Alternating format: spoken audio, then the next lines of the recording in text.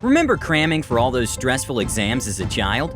We all know how nerve-wracking tests can be, especially when you just don't know the answer to the question in front of you. We've got to hand it to these kids though. Despite clearly not knowing the answers, they've been creative with their responses, to say the least.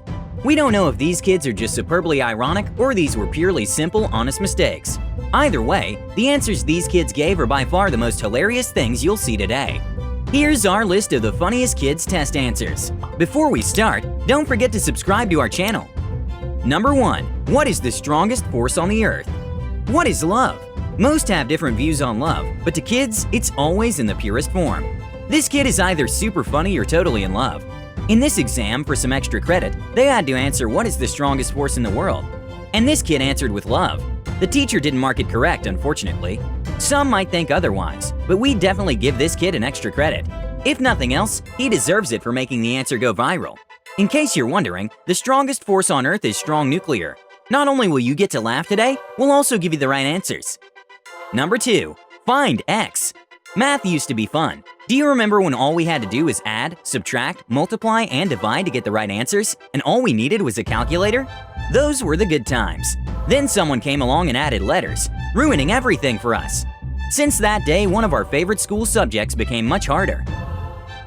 This kid decided to take the easy way out and outsmart the professor when he was asked to find X in a math test.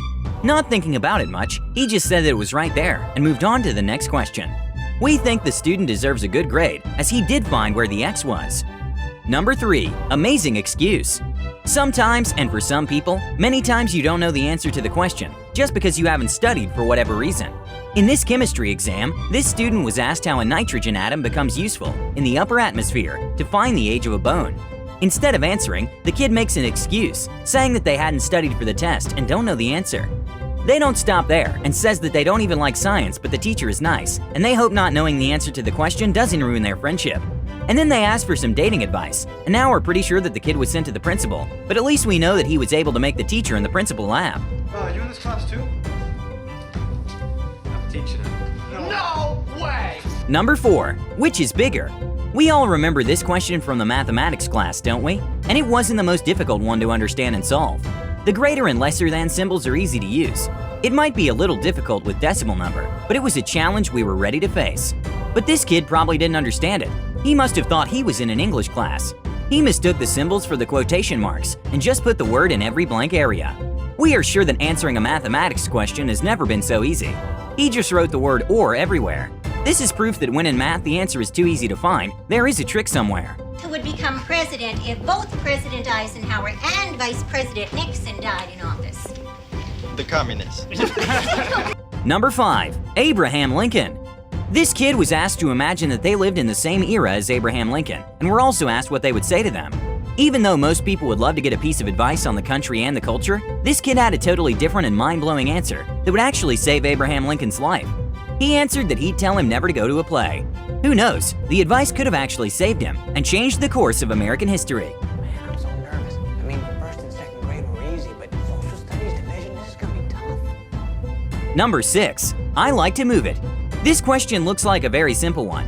The kid was asked to brainstorm words and use them in sentences, writing what they like to do with their friends, family, to practice using verbs in a sentence. But this seems to have a better idea. They answered with move it in every blank space, making it much funnier and more interesting. We hope the kid gets extra credit for making us laugh, and we are sure the teacher laughed too. You're welcome now that the I Like to Move It song will be stuck in your head for the whole day. Number 7. What ended in 1896? We know it is important to understand why tragic events happen. That's why we learn from them and make sure the mistakes don't happen again. But there is no reason to learn every date on which the event happened. In a history class, this teacher asked a date-related question. What ended in 1896? We know the teacher was expected an answer related to what the students must have studied in class, but there are so many things that happened in that year that one cannot remember everything. But this student chose the most obvious answer. If there is one thing we know for sure ended in 1896, it was the year 1895. Whatever the correct answer, no one can argue with that. My suspicions were correct. You're clinically dumb. Number 8. Plant cell. This child was asked to draw a plant cell in a text and identify its most important parts. If you don't know what a plant cell is, you'd be confused too. Looks like this kid skipped class on the day they were taught what a plant cell is and its important parts. He decided to take the question literally and draw a plant in an actual cell that has no windows and iron bars. The plant is pretty sad, being behind bars. Even though he couldn't get any marks for the assignment, we give him points for the amazing effort. In case you're wondering, the important parts of a plant cell are cell walls, nucleus, vacuole, etc. And this is what a plant cell looks like. All those parts are important for the function of plants. Okay, who's got food in here? You're not gonna get in, Travis. I'm hungry.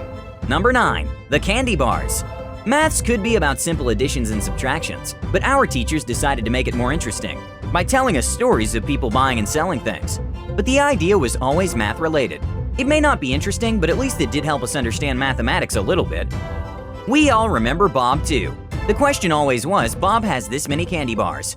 But if you were an intellectual kid like this one, you'd question everything, even the simplest type of questions. When asked how many candies Bob has left after eating, the kid answered that Bob has diabetes.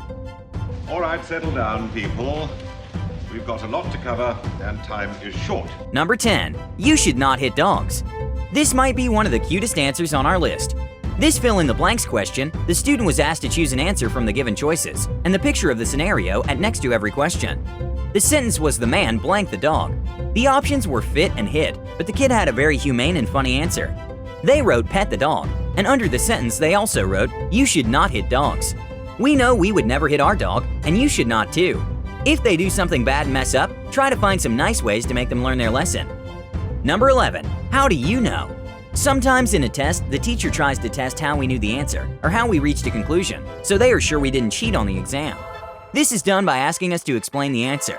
This kid was asked to answer questions, like how many days are there in a week, how many months in a year, and if 68 was an even number or an odd.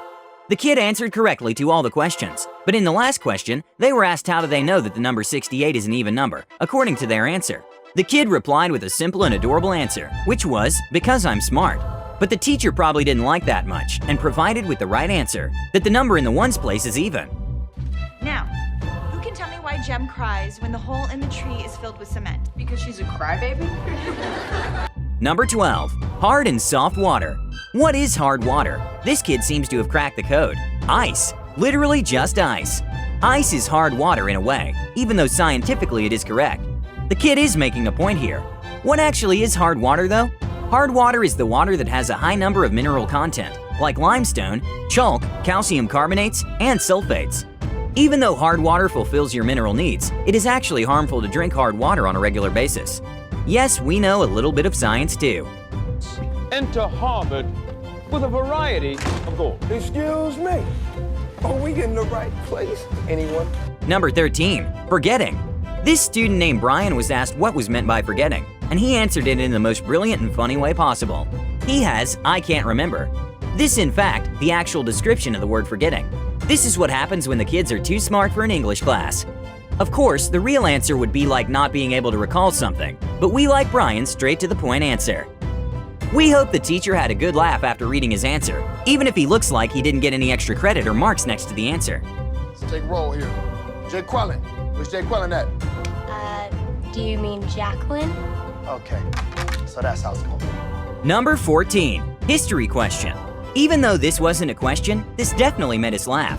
The question said that you're to assume the role of a Chinese immigrant in 1870 and are supposed to send a letter back home describing your experiences.